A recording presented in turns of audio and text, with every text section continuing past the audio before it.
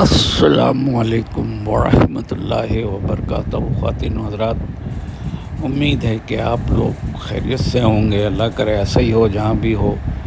میں آپ کا میزبان آپ کو خوش آمدید کہہ رہا ہے۔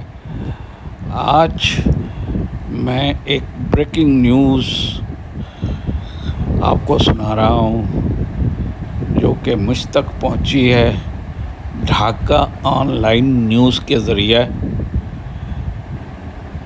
یہ ایک تو بہاریوں کے لیے بھی بہت بڑی خوشخبری ہے جو کہ ایسٹ پاکستان میں کیمپوں میں رہ رہے ہیں۔ پھر دوسری خبر اور بڑی ہے جو کہ بنگلہ دیش کے صدر ڈاکٹر محمد یونس نے بریک کی ہے۔ تو پہلے میں ان بہاریوں کے بارے میں جو کہ بنگلہ دیش کے کیمپ میں موجود ہیں، یعنی نان بنگالیز، پاکستانیز اینڈ بنگلہ دیشیز، تو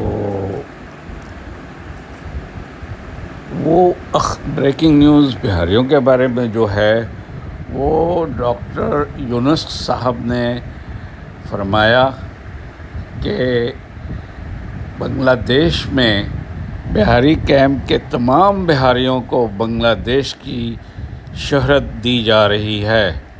ہم تمام بہاریوں کو تسلیم کرتے ہیں۔ زبردست بڑی خبر ہے، ماشاءاللہ ماشاءاللہ۔ بنگلہ دیش پاکستان دوستی زندہ باد۔ ڈاکٹر یونس محسن انسانیت، محسن بنگلہ دیش، غریب عوام اور عورتوں کا مسیحا، زندہ باد۔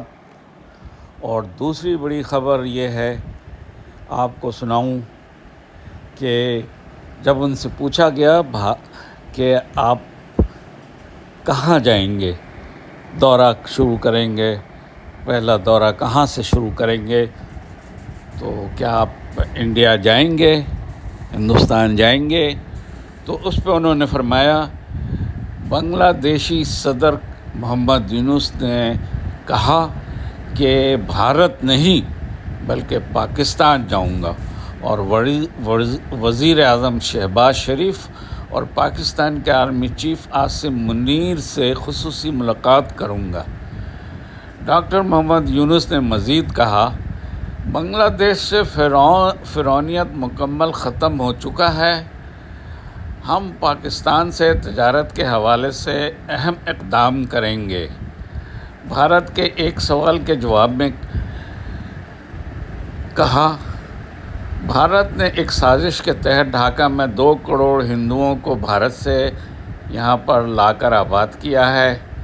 اگر بھارت کی سرکار نے بھارت میں مسلمانوں سے 1970 کا ثبوت طلب کیا تھا اور اگر اب بھی کرتے ہیں تو ہم بھی بنگلہ دیش کے تمام ہندوؤں سے 1970 سے قبل کا ثبوت طلب کریں گے اور ایک قانون بنائیں گے جو بھارتی ہندو 1970 کے بعد بنگال میں آئے تھے وہ فوراً بھارت چلے جائیں۔ بنگلہ دیشی صدر کو ہم سلام پیش کرتے ہیں۔ اس کے علاوہ بھی آپ نے دیکھا کہ بنگلہ دیش میں آج کل پاکستان کے ساتھ ایک دوستی کا اچھا ماحول ہو گیا ہے۔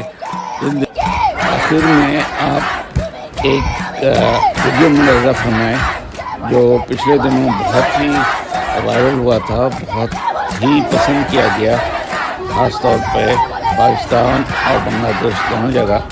وہ نعرہ یہ تھا کہ حسینہ واجد نے جو اس نے کہا تھا کہ آپ لوگ رضاکار ہیں اسٹوڈنٹس کے لیے، تو وہ پھر انہوں نے جو اس کا جواب دیا وہ آپ خود سنیں، اور اس کے بعد آخر میں اگر آپ کو ویڈیو پسند آئے اسے لائک ضرور کریں اور شیئر بھی کریں۔ جزاک اللہ خیر۔